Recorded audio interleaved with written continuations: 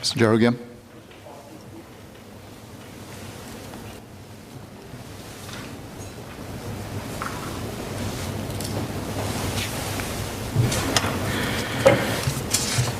Mr. Speaker, all travellers from high-risk places are required to take dedicated transport to their assigned facility to serve their stay-home notice while waiting for the results. To minimize the risk of cross-infection and community spread, strict public health protocols are applied. First, these private charter buses only ferry travellers from the checkpoints to the SHN facility. No other passengers are allowed to board, and after every trip, the buses are thoroughly cleaned and disinfected. Second, the bus drivers are trained to don the appropriate personal protective equipment, including an N95 face mask, the PPE gown, and gloves. They are also fully vaccinated and subject to regular routine COVID-19 testing. Third, strict safe distancing measures are imposed. Travellers are not allowed to sit near the driver, and they only occupy the rear section of the vehicle. I've in fact seen this firsthand. So they are all seated to the rear of the vehicle, and the front half creates a little more of a buffer zone with respect to the driver.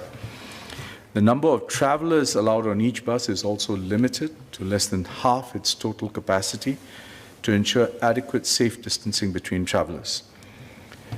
These measures are part of a multi-layered approach we take to protect our borders and frontline transport workers. And in addition, all travellers from high-risk countries would need to have a negative PCR test taken not more than 72 hours before boarding a plane, ferry, or vehicle bound for Singapore. With the evolving nature of the virus, we regularly review the full suite of public health measures for international travellers and also to protect our frontline workers. Mr. Jerogam.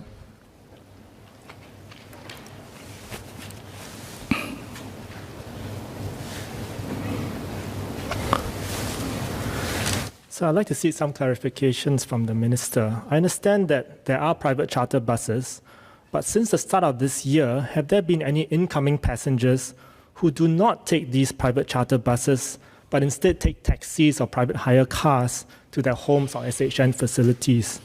My second question is, have any taxi drivers or private hire drivers caught COVID-19 while ferrying incoming passengers from the airport to their SHN facilities or homes? Thank you.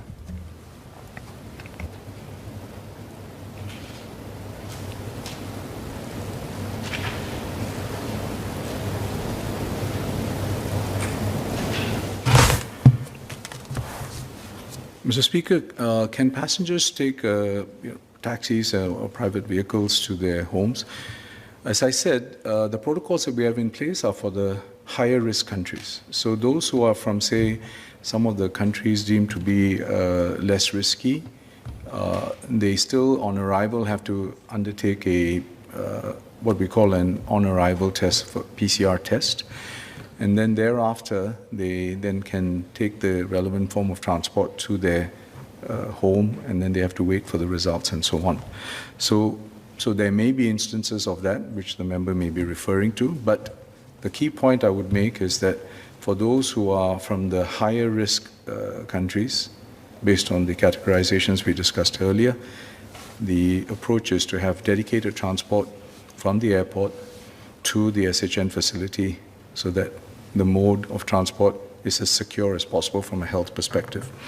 I have taxi drivers caught COVID-19. I believe there have been some cases, but is it because of the passenger they ferried or not? I don't have an answer for that. I'm quite happy to have it verified if the member wishes to file a question. But I do know that in many cases it's more because of some other community link that they had because of a place they went to in the community and so on, and that's how they were linked to the COVID virus.